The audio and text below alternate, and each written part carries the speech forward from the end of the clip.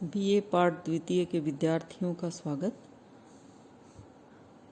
हम आज रामचंद्रिका जो कि केशवदास रचित है उसके कुछ पद हमने पहले वाले व्याख्यान में किए थे।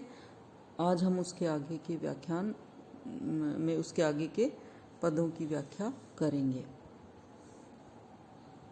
तो देखिए, विधि के समान है विमानीकृत राजहंस, विविध विबुध युत मेरु सो अचल है। दीप्ति दीपति अति सातों दीप दीपियतु, दूसरो दिलीप सो सुदक्षिणा को बल है।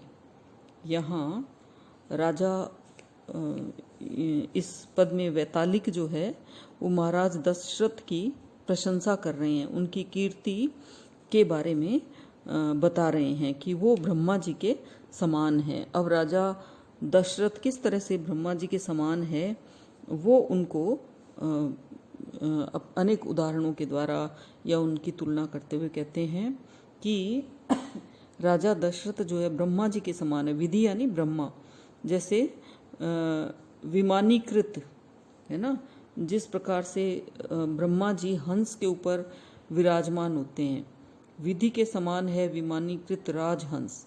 राजहंस जो मराल पक्षी है, हंस पक्षी है, उसके ऊपर ब्रह्मा जी विराजमान रहते हैं।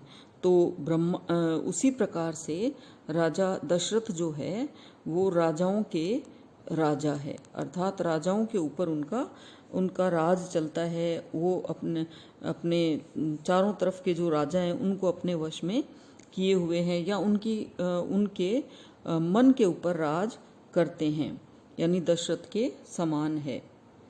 विविध विबुध युत मेरु सो अचल है। और जिस प्रकार ब्रह्मा जी सुमेरु पर्वत, मेरु यानी सुमेरु पर्वत, जिसके ऊपर बहुत सारे तपस्वी देवी देवता निवास करते हैं, तो राजा दशरथ जो हैं वो भी सुमेरु पर्वत के समान हैं। यहाँ पर भी बहुत सारे पंडित जो हैं, विद्वान जो हैं, वो निवास करते हैं इनकी सभा में भी। तो अगर हम राजा दशरथ की तुलना ब्रह्मा जी से करते हैं तो भी वो ब्रह्मा जी के समान हैं। वो राजाओं के ऊपर राज करते हैं, वो हंस पक्षी पे राज करते हैं। और सुमेरु पर्वत है, उससे अगर तुलना करें तो सुमेरु पर्वत के समान अचल और स्थिर हैं राजा दशरथ, क्योंकि उनके राज दरबार में भी बहुत सारे विद्वान और पंडित निवास करते हैं। दीप्ति दीपति अति सातों दीप दीपियतु, दूसरो दिलीप सो सुदक्षिणा को बल है। दीप्ति दीपति अति, राजा दशरथ जो है उनकी जो दीप्ति है, उनका जो यानी शौर्य है, कीर्ति है, वो सातों दीपों में प्रकाशमान है। जितने भी इस धरती पे द्वीप हैं उनके ऊपर उनकी जो कीर्ति है, अक्षय कीर्ति, वो चारों तरफ फैली हुई है। और दूसरो दिलीप सो सुदक्षिणा को बल है। राजा दशरथ जो है उनकी कीर्ति तो है ही फैली हुई, लेकिन जो पूर्व के राजा दिलीप हुए हैं उनके खानदान के, उनको जिस प्रकार सुदक्षिणा, उनकी पत्नी का नाम था सुदक्षिणा, तो सुदक्षिणा का बल जिस प्रकार राजा दिलीप को था, अपनी पत्नी का बल था, उसी प्रकार राजा दशरथ जो है उनकी जो सुदक्षिणा, दान देने की जो अच्छी आदत है, जो दान दक्षिणा की जो शक्ति है, उसका बल उनके पास भी है। तो दोनों के पास सुदक्षिणा का बल है, तो इस लिहाज से वो दिलीप के नजदीक भी हुए। तो प्रतापी राजा दिलीप के समान है, ब्रह्मा जी के समान है, सुमेरु पर्वत के समान है। इस प्रकार ये राजा दशरथ जो हैं वो किसी से कम नहीं है। सागर उजागर की बहु वाहिनी को पति है, छंद दान प्रिय किंतु सूरज अमल है। अब आप इसमें दो अर्थ आ रहे हैं सभी में, है ना, तो दो अर्थ यानी श्लेष अलंकार से अपन दूसरा अर्थ इसका करते हैं। सागर उजागर की बहुवाहिनी को पति, सागर जो है समुद्र से अब राजा दशरथ की तुलना की गई है कि राजा दशरथ जो है उनकी समानता सागर के समान है वे। जिस प्रकार सागर में आकर अनेक नदियां मिलती हैं, है ना, तो बहुत सारी नदियों का पति या स्वामी सागर है। उसी प्रकार राजा दशरथ जो है सेनाओं के सेनापति है, बहुत सारी सेना के स्वामी हैं। इसलिए राजा दशरथ जो है उनकी तुलना समुद्र से भी की जा सकती है। इसी प्रकार छन्न दान प्रिय किंदो सूरज अमल है।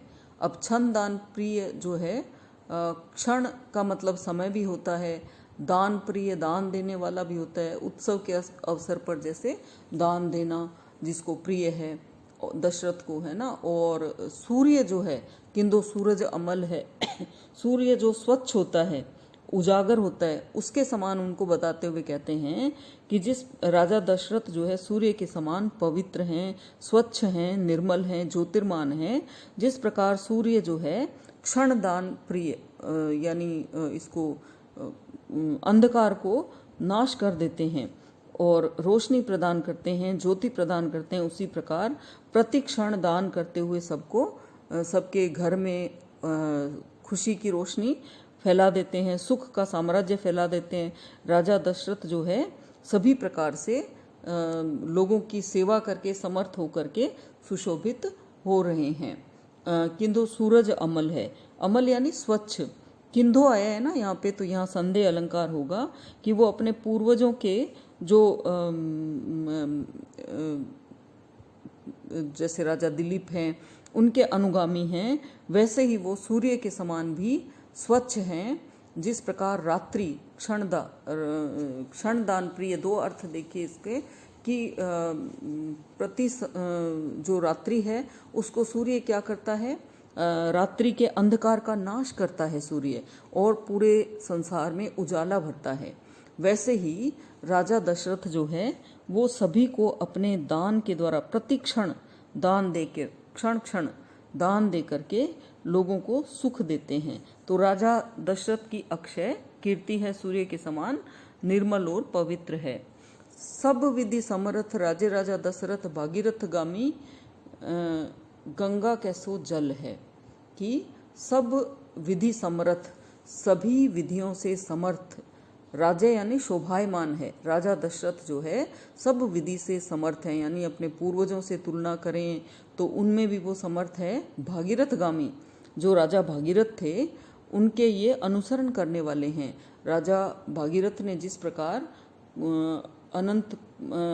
जिस प्रकार गंगा को वो धरती पर लाए थे, जिस मार्ग से भागीरथ के रथ के पीछे पीछे गंगा चली आती है ना, वैसे ही ये भी कुलोद्धार के लिए अनवरत परिश्रम करते हैं। भागीरथ पथ जो मतलब भागीरथ का मार्गदर्शन है या उनका बनाया हुआ जो पूर्वजों का दिखाया हुआ जो पथ है, उस पथ पर आज तक वो चल रहे हैं। अर्थात वो राजा भागीरथ के समान भी हैं। भागीरथ जो हैं वो जिस तरह से गंगा को धरती पर लेकर आए, वैसे ही ये भी गंगा कैसो जल है, गंगा के समान स्वच्छ और पवित्र है।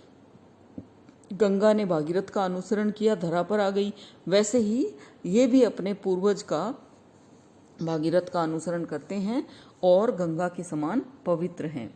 तो इस प्रकार हमने इनकी ये पदों को देखा है। थोड़े क्लिष्ट है बच्चों, इसीलिए इनको कठिन काव्य के प्रेत कहते हैं। और इसमें बहुत सारी मतलब उपमाओं को, अलंकारों को भर करके इसको इन्होंने क्लिष्ट बना दिया है। इससे इसका रस खत्म हो गया है। कविता में चमत्कृत करने की भावना तो है, अलंकारों का बोझ भी है, लेकिन उसका मर्म जो है वो इतना सुंदर ढंग से नहीं आया। जैसे तुलसी से अगर आप तुलना करो, मैं आपको ऐसा क्यों बता रही हूँ, क्योंकि तुलसी ने भी राम का, दशरथ का, सबका वर्णन किया है, लेकिन वहाँ तुलसीदास जी ने जो दशरथ का वर्णन किया है उसमें संवेदना की भावना है, कोमलता है, वो हृदय से निकली हुई भक्ति है। लेकिन यहाँ केवल प्रतियोगिता के आधार पर जैसे अपने आप को श्रेष्ठ कवि साबित करने के लिए इन्होंने इस प्रकार के क्लिष्ट वर्णन किए हैं। और ये आप मैं इसलिए बता रही हूँ, परीक्षा में पूछा जाता है कि क्यों इनको कठिन काव्य का प्रेत कहा जाता है, तो इसलिए ही कहा जाता है। बड़ी क्लिष्ट कविता है, बहुत सारे अलंकारों के बोझ से दबी हुई। तो इसमें श्लेष अलंकार तो आप देख ही रहे हैं, किंधो जहाँ है, संदेह अलंकार हो गया, उपमा रूपक और अनुप्रास अलंकार है। तो इस प्रकार से यह पद अब समाप्त होता है। अब अगला अपन कल पढ़ेंगे। धन्यवाद।